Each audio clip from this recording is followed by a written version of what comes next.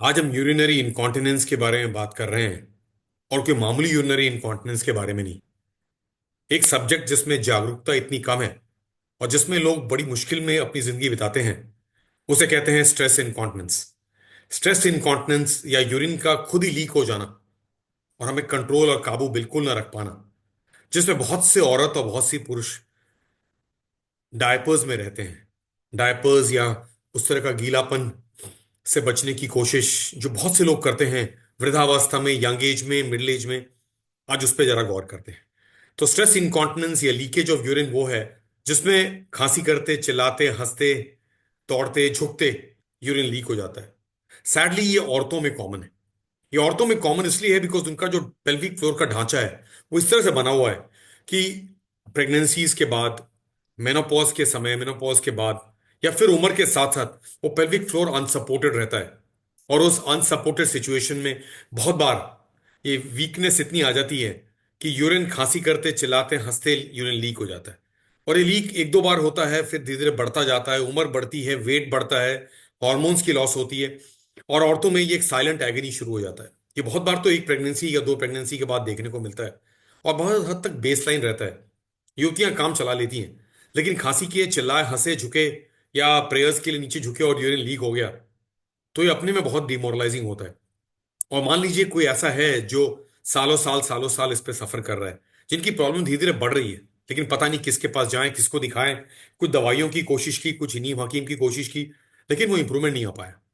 Friends, मैं doctor Sanjay Pandey, Kokilaben Dhirubhai Ambani अस्पताल, मुंबई, अंधेरी waste में इस सब्जेक्ट को जागरूकता के लेवल तक इसलिए ले जाना चाहता हूं बिकॉज कहीं 8 से 43% भारतीय लोग, जिसमें औरतें ज्यादा और पुरुष कम, यूरिनरी इनकॉन्टिनेंस से सफर करते हैं। और ये इनकॉन्टिनेंस वो है जिसमें यूरिन का कब, कहां, कैसे, किस दिशा में कब लीक हो जाना उन्हें खुद ही नहीं पता। तो हम आज अर्जेंसी अर्ज इनकॉन्टिनेंस की बात नहीं कर रहे थे, पर कर रहे थे स्ट्रेस इनकॉन्टिनेंस की बात, जहां हमारे पास ट्रीटमेंट और क्योर अवेलेबल है। और अगर ट्रीटमेंट और क्योर यूरोलॉजी में अवेलेबल है तो ये आज सोसाइटी तक क्यों नहीं पहुंची? हम बहुत से लोग को इस पर ठीक क्यों नहीं कर पाते? बहुत सी औरतें आती हैं जिनको हम असेस करते हैं, जिनकी कई सालों से ये प्रॉब्लम चल रही थी। डायपर्स में काम चल रहा है, यूरिनरी इन्फेक्शन हो रहा है, स्किन की इन्फेक्शन हो रही है, मोराल इतनी डाउन है, पानी नहीं पीना चाहते और हर समय डायपर्स में चिपके रहना पड़ता है। इन लोगों की ट्रीटमेंट और क्योर 45 मिनट से 1.5 घंटे की ऑपरेशन में होती है, क्योंकि यहाँ बिल्कुल वो पेल्विक फ्लोर वीक है, जहां कुछ बेसिक पेल्विक फ्लोर स्ट्रेस से यूरिन लीक हो जाता है। और ये लीक अनकॉमन नहीं है फ्रेंड्स। ये 40-50 साल से लेकर के 60-70-80-90 भारतीय औरतें हर शहर, हर नुक्कड़ गली में सफर करती हैं और शायद उनको पता नहीं किसके पास जाना है। तो ये काम यूरोलॉजिस्ट का है, ये काम यूरोगायनेकोलॉजिस्ट का है जो इस सब्जेक्ट पे इन्वॉल्व है। बहुत बार हर डॉक्टर इस सब्जेक्ट पे काम नहीं कर पाते, तो इसलिए उतनी ज्यादा इसकी प्रकोप, उतनी ज्यादा इसकी अवेयरनेस फैली नहीं है। तो आज ये अवेयरनेस और जागरूकता में हम एक और सब्जेक्ट टच कर रहे हैं, जहां औरतों को हम 45 मिनट्स, हाफ एन आवर की एक सर्जरी में, जिसमें हम मिड यूरेथ्रल टेप लगा के रिपेयर करते हैं, जहां हफ्ते में एक से दो ऐसी औरतें हम खुद ही ट्रीट कर रहे हैं कोकिलाबेन हॉस्पिटल में, वहां पुरुषों की इनकॉन्टिनेंस अपने में एक बहुत बड़ी प्रॉब्लम लेके आई है। और अगर देखें तो पुरुषों की इनकॉन्टिनेंस, जिसे हम मेल इनकॉन्टिनेंस कहते हैं ऊपर, ये मेल इनकॉन्टिनेंस वो चक्कर है जिसमें पुरुष खांसी करते हैं, चिल्लाते हैं, हंसते हैं, झुकते हैं, या प्रोस्टेट की सर्जरी के बाद, वो प्रोस्टेट कैंसर की सर्जरी हो या टीओआरपी के बाद यूरिन लीक हो जाता है। सो मेल इनकॉन्टिनेंस, जिसको इतना ऊंचा दर्जा दिया हुआ है, जो दर्जा जरूरी है बिकॉज ये पुरुष कल तक बिल्कुल ड्राई थे। मैंने प्रोस्टेट कैंसर की सर्जरी कराई और शायद सर्जरी के बाद सारा कैंसर हट चुका है, लेकिन वो जो लीकेज शुरू हुई है वो 3-6 महीने में, जिसमें 60-70% लोगों में बिल्कुल ड्राई हो जाते हैं। अभी भी 6 महीने, 1 साल, 2 साल हो चुका है और डायपर्स पहन रहे हैं और यूरिन लीक होता जा रहा है। इतना नहीं, यूरिन बिल्कुल डायपर्स में लीक हो जाता है। तो are we living a life on diapers और is it time to leave incontinence and become a dry man? पुरुषों में इंकॉन्टिनेंस की ट्रीटमेंट अवेलेबल है।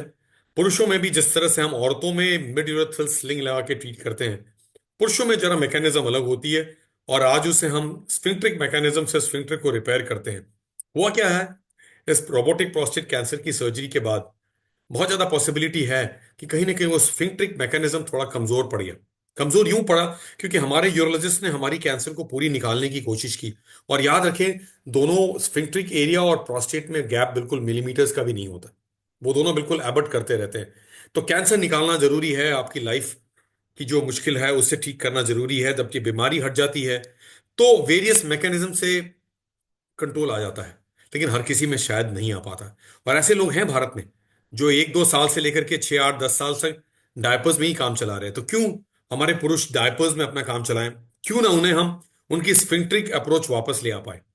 Friends, male artificial urinary sphincter पहले भी था, और पहले अलग लेवल का था। आज जो नया new age male artificial urinary sphincter आ चुका है, उस स्फिंक्टर के द्वारा हम लोगों को बिल्कुल ड्राई कर पा रहे हैं।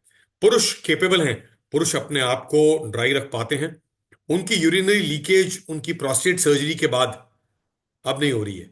तो क्यों हम डायपर्स में रहें? क्यों हम सालों साल दिन ब दिन डायपर्स पहनते रहें या पेनाइल क्लैंप लगाते रहें, और यूरिन लीक होता रहे और स्मेल आता रहे और स्किन की इन्फेक्शन होती रहे, और हम मॉरली इतना डाउन हो गए कि एक ट्रीटमेंट कराने गए थे और दूसरा कहां से आ पड़ा? तो इसकी ट्रीटमेंट है, इसकी ट्रीटमेंट है, इसकी जागरूकता आप तक पहुंचनी चाहिए।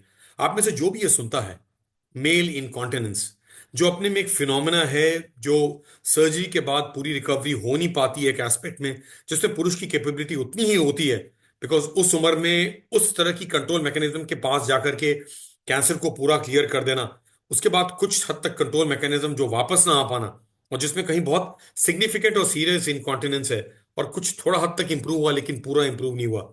आज मेल आर्टिफिशियल यूरिनरी स्फिंक्टर के द्वारा इसकी ट्रीटमेंट अवेलेबल है, इसकी क्योर अवेलेबल है। वो हम आपके पास ही कंट्रोल रहे, जहां एक नॉब से प्रेस करते हुए आप अपनी यूरिन की कंट्रोल रखते हैं। आपको डायपर्स की जरूरत नहीं है। आप उसके बाद दिन दुकान चलते रहते हैं, घूमते हैं, बाहर जाते हैं, और अपनी कॉन्फिडेंस में वापस रहते हैं। So is it time to leave diapers? Is it time to leave incontinence and come back to confidence? Is what is required to be spread from this awareness attempt to all of you. Friends, men live with incontinence sadly and don't know how to get treated. The treatment is available. They should be cured.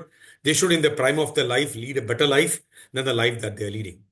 With the help of the new age male urinary sphincter device, at the Kokilaben Dhirubhai Ambani Hospital, now it feels proud that men are turning dry, and they're turning dry forever.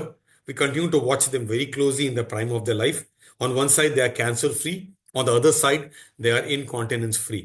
So, for all men who live with incontinence, it is time to break the shackles of diapers and come out and get treated. Very important for us.